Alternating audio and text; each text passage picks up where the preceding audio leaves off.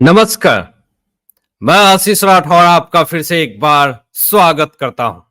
आज आम आदमी पार्टी के संयोजक के लिए बहुत बड़ा दिन था और 26 जून को सीबीआई की तरफ से शराब नीति मामले में जो गिरफ्तारी हुई थी, उस गिरफ्तारी को चुनौती दिया था दिल्ली हाई कोर्ट में और दिल्ली हाई कोर्ट ने एक बड़ा फैसला सुना दिया है। थोड़े देर पहले ही वो फैसला आया है। क्या फैसला आया है आपको तो इस वीडियो में बताएंगे भी, और अभिषेक मनु सिंघवी ने क्या-क्या दलीलें दी हैं और जिस दलीलों पे मैं बात करूंगा वो दलीलें पूरी तरीके से अभिषेक मनु सिंघवी की दिल्ली हाईकोर्ट में टाए टाए फिस हो गई। लेकिन वो दलीलें क्या हैं, वो तमाम चीजें बात करेंगे। और खुद अभिषेक मनु सिंघवी अपने मुवक्किल आम आदमी पार्टी के संयोजक अरविंद केजरीवाल की सजा तय कर रहे हैं। कितने साल की सजा तय कर रहे हैं ये खुद इनके स्टेटमेंट में मैं दिखाऊंगा। आप देख करके खुद शॉक्ड हो जाएंगे। और कांग्रेस पार्टी से अभिषेक मनु सिंघवी को क्या खतरा हो सकता है, ये भी बात करेंगे इस वीडियो में। लेकिन जो पहले दोस्तों फैसला आया उस पर जरा बात कर लेते हैं।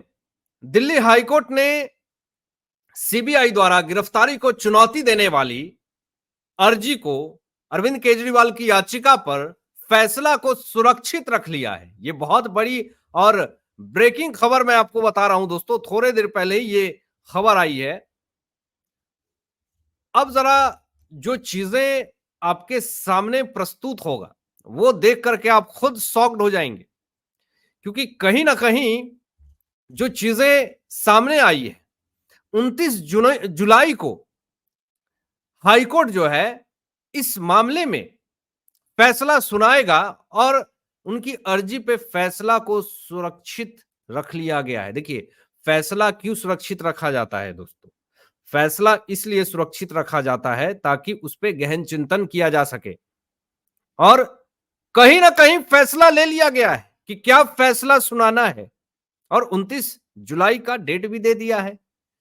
अब जरा मैं आपको जो चीजें दिखाने वाला हूं वो बहुत ही ज्यादा इंपॉर्टेंट है दोस्तों, और बहुत ही ध्यान से देखिएगा, क्योंकि जो दलीलें मैं दिखाऊंगा, लेकिन उससे पहले एक बड़ी इंफॉर्मेटिव अपडेट आप लोगों को दे रहा हूं कि किस तरीके से अभिषेक मनु सिंघवी ने जो बातें कही हैं उसका पूरा डिटेल हमारे पास आ गया है। जो जो चीजें इन्होंने दलीलें दी है वो दलीलों पे बात करेंगे, खुल करके बात करेंगे और उस दलीलों का पूरी तरीके से विश्लेषण भी करेंगे। जरा देखिए, अभिषेक मनु सिंघवी कहते हैं कोर्ट में, हाई कोर्ट में 2023 के 8 महीने बीत जाते हैं, लेकिन वे मुझे गिरफ्तार करने या मुझसे पूछताछ करने के लिए उपयुक्त नहीं समझते। ठीक है, फिर 2024 के 3 महीने बीत जाते हैं। 21 मार्च 2024 को हमें गिरफ्तार कर लिया जाता है। मुझे ईडी द्वारा गिरफ्तार किया गया वो अवैध है, ऐसा भी दलीलें उन्होंने दिया। उस स्थिति में मार्च से हम 10 मई तक जाते हैं। मैं ईडी की हिरासत में हूं और सुप्रीम कोर्ट मुझे 3 सप्ताह के लिए रिहा करता है। जो लोकसभा का चुनाव हुआ था उसमें 3 सप्ताह की रिहाई इनको मिली थी, अंतरिम जमानत मिला था। सुप्रीम कोर्ट को नहीं लगता कि मैं सबूतों के साथ छेड़छाड़ करूंगा, गवाहों को प्रभावित करूंगा या भाग जाऊंगा। देखिए सबसे पहले इन्फोर्समेंट डायरेक्टरेट ने भी दोस्तों ये बात कहा था, भले 2023 के 8 महीने बीत जाते हों या फिर एक बार शराब नीति मामले में आपको पूछताछ के लिए भी बुलाया गया था, आपको खुश होना चाहिए कि 2023 के 8 महीने बीत जाते हैं और 2024 के 3 महीने बीत जाने के बाद आपको गिरफ्तार किया जाता है। 21 मार्च को आपको गिरफ्तार किया जाता है। अगर बदले की भावना होती, अगर सच में आपको गिरफ्तार करना होता, तो क्या सीबीआई 8 महीने इंतजार करती? क्या 2024 आने के बाद 3 महीने इंतजार करती? नहीं इंतजार करती। वो पहले ही आपको गिरफ्तार कर लेती, वो पहले ही आपको दबोच लेती। लेकिन सीबीआई का बड़प्पन कि जब तक सबूत नहीं मिलेगा तब तक गिरफ्तार कैसे करेंगे, क्योंकि हम अपने मन से गिरफ्तार नहीं कर सकते हैं, कोर्ट में टिके रहना पड़ता है। सीबीआई की तरफ से डीपी सिंह टिके हुए हैं कोर्ट में, दलीलों पे दलीलें दे रहे हैं, दलीलों की बाढ़ लगा दिया। अभिषेक मनु सिंघवी साहब जो है वो चुपचाप क्या करें, वहां पे उनकी दलीलें फेल हो जा रही हैं। तो कोर्ट में टिके रहने के लिए आपके पास दलीलें होना चाहिए, फैक्ट्स होना चाहिए। और जब तक आपके पास दलील नहीं होगा, जब तक आपके पास फैक्ट्स नहीं होगा, आप कैसे किसी को कह सकते हैं कि यह बेगुनाह है? तो अब जरा आगे बढ़िए दोस्तों, ये बार बार जो ये बात कह रहे हैं कि अगर मेरे मुवक्किल अरविंद केजरीवाल वो अगर जेल में है, क्यों जेल में है? यह अभिषेक मनु सिंघवी कह रहे हैं कि वो गवाहों के साथ छेड़छाड़ नहीं करेंगे, सबूतों के साथ छेड़छाड़ नहीं करेंगे, गवाहों को प्रभावित नहीं करेंगे, वो भागेंगे नहीं। आखिर आप ये क्यों बार बार पॉइंट आउट करवा रहे हैं? 21 दिन तक किसके भरोसे पे आपको छोड़ा गया? लोकसभा चुनाव की चुनाव प्रचार प्रसार में सुप्रीम कोर्ट ने ही ना आपको अंतरिम राहत दी थी। तो उस वक्त क्या उस वक्त भरोसा था? भरोसा को अब आपने तोड़ा नहीं तोड़ा वो तो बात की बात है, लेकिन अभी ये कोर्ट में बार बार ये कहना कि वो सबूतों के साथ छेड़छाड़ नहीं करेंगे, वो भागेंगे नहीं, आखिर किस तरफ ये इशारा जा रहा है? क्या वो समझाने की कोशिश कर रहे हैं? जरा देखिए, सिंघवी साहब कहते हैं कि मैं सीबीआई की पूछताछ का केवल यही संतोषजनक उत्तर दे सकता हूं कि मैंने 100 करोड़ रुपए मांगे थे, उनकी संतुष्टि क्या है? अपराध स्वीकार करना। मतलब कि क्या आप सीबीआई की संतुष्टि के लिए अपराध स्वीकार कर लेंगे? इसका मतलब कि आप दलील पेश नहीं कर पा रहे हैं। जरा देखिए, एक एग्जाम्पल भी अभिषेक मनु सिंघवी ने दिया। इंग्लैंड के स्टार चैंबर्स 15वीं शताब्दी और 17वीं शताब्दी के बीच का उदाहरण दिया। सिंघवी कहते हैं कि उन स्टार चैंबर्स में आप सिर्फ यही जवाब दे सकते थे कि मैंने अपराध किया है। अगर कोई आरोपी कहता है कि मुझे नहीं पता या मैं किसी सवाल का जवाब नहीं दूंगा, तो उसे फांसी पर चढ़ा दिया जाता था। क्या मतलब है? अभिषेक मनु सिंघवी 15वीं शताब्दी 17वीं शताब्दी के इंग्लैंड के स्टार चैंबर्स की क्यों एग्जांपल दे रहे हैं? और ये खुद फांसी का एग्जांपल दे रहे हैं। मैं तो शॉक्ड हूं कि ये दलील आखिर क्यों इसमें घुसाया गया, आखिर इसका क्या मतलब है? ये क्या मतलब है कि 15वीं शताब्दी और 17वीं शताब्दी के बीच का उदाहरण दे रहे हैं? अब आपको आगे जो चीजें मैं दिखाने वाला हूं वो और ज्यादा इंपॉर्टेंट है दोस्तों। ये कहते हैं कि आतंकवाद नहीं है अरविंद केजरीवाल, लेकिन खुद आतंकवाद से कंपैरिजन कर रहे हैं। इसके लिए मैं बात करूंगा आगे, लेकिन जो ये चीजें दिखाई जा रही हैं, जो दलीलें दी जा रही हैं, वो कहीं ना कहीं अपने आप में एक अलग ही दिशा धारा पेश कर रही है। अब देखिए, सिंघवी जी कहते हैं कि इस जज ने मुझे नोटिस दिए बिना ही आवेदन स्वीकार कर लिया। अगर ऐसा किया जाता है तो सुप्रीम कोर्ट के सभी फैसलों आदि का क्या मतलब रह जाता है? अगर कोर्ट अनजाने में भी कहे कि आप जाकर किसी व्यक्ति को गिरफ्तार करें, तो वो गिरफ्तारी अपने आप में वैध है। सबसे पहले तो अभिषेक मनु सिंघवी जी को यह बताना चाहूंगा कि अनजाने में जज साहब या कोर्ट कभी भी कोई फैसला नहीं करती है। यानी आप ये मान रहे हैं कि अनजाने में अगर कोर्ट ये कह दे कि गिरफ्तार कर लो अरविंद केजरीवाल को, तो वो वैध हो जाएगा। अनजाने में दिल्ली हाई कोर्ट के जज साहब ने कहा था कि आप बार बार उनको समन क्यों करते हैं, बार बार उनको समन क्यों करते हैं, गिरफ्तार क्यों नहीं कर लेते हैं? या आपने दिल्ली हाई कोर्ट के जज साहब के फैसले के ऊपर सवाल खड़े किया? यानी अब आप ये भी मान लीजिए कि राव एवेन्यू कोर्ट की वैकेशन बेंच की जज साहब न्याय बिंदु जी ने जो ट्रायल कोर्ट ने जो इनको जमानत दे दिया था बिना फाइल पढ़े हुए, उसको भी वैध मान ले? कैसे मान सकते हैं वैध? मतलब कोई लॉजिक नहीं यहां पे दिख रही है पूरी तरीके से।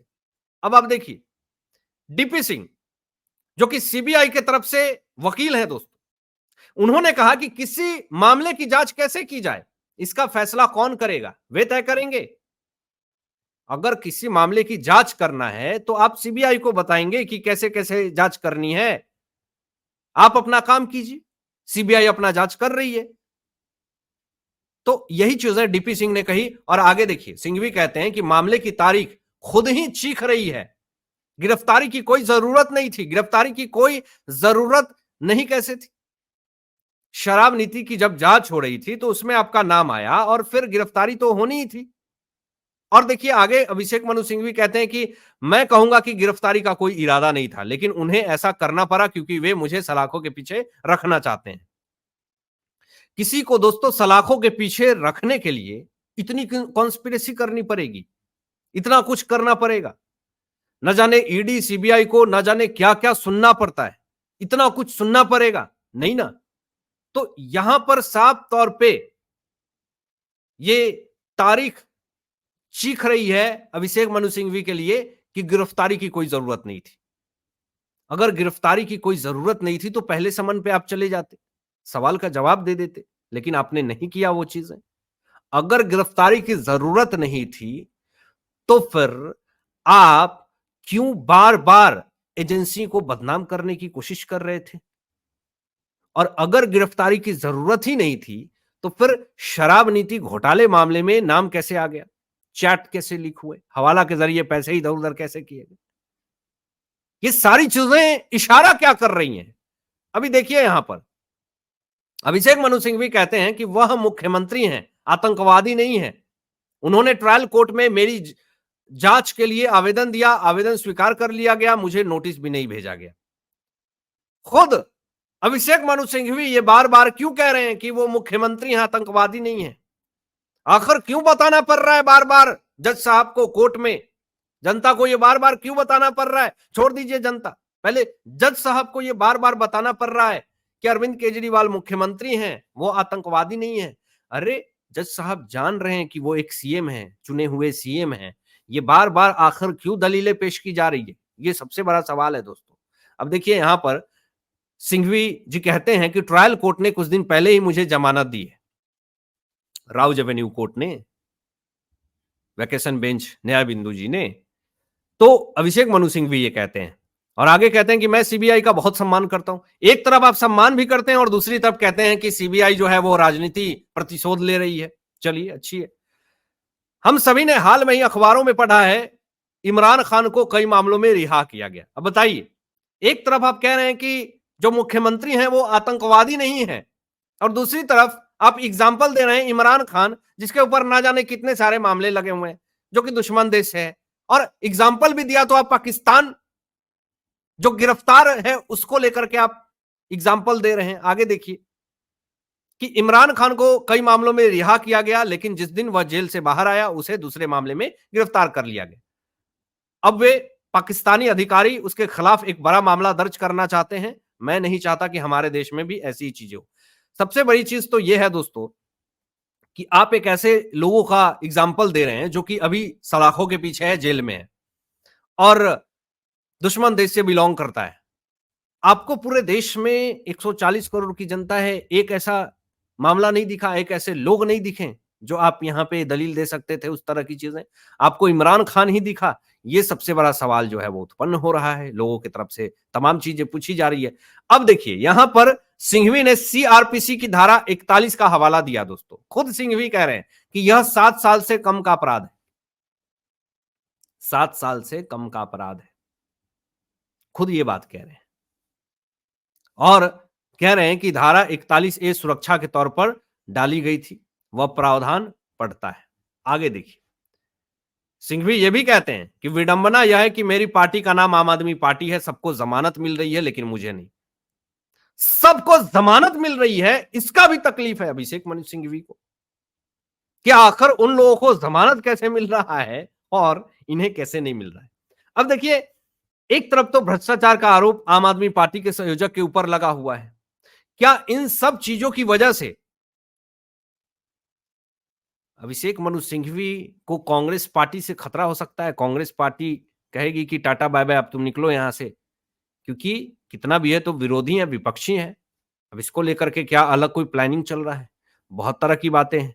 एक तरफ जब विरोधी हैं, विपक्षी हैं, तो ये भी कहा जा सकता है अभिषेक मनु सिंघवी को कि आप कुछ भी हो जाए, हमारे विरोधी को जेल से बाहर नहीं निकलने दीजिएगा, क्योंकि वो अगर जेल से बाहर निकलेंगे तो फिर क्या होगा? बाहर में विधानसभा चुनाव आ रहा है, उसको लेकर के मामला अटक सकता है। कांग्रेस पार्टी अपना दबदबा बनाने की पूरी कोशिश कर रही है, दिल्ली में चुनाव प्रचार प्रसार कर रही है। तो देखिए इन्होंने वकील भी चुना तो थोड़ा सा तो मामला पेचीदा है, तो इसको लेकर के पूरी तरीके से मामला अलग ही धधक रहा है। हालांकि दोस्तों आप क्या सोचते हैं इन तमाम मुद्दों पे अपने विचार व्यक्त कीजिएगा और ऐसे ही लेटेस्ट अपडेट पाने के लिए इस चैनल को सब्सक्राइब करके बेल आइकन प्रेस कर लीजिएगा और अपने दोस्तों में शेयर कीजिएगा। Thanks for watching my video. जय हिंद, सत्यमेव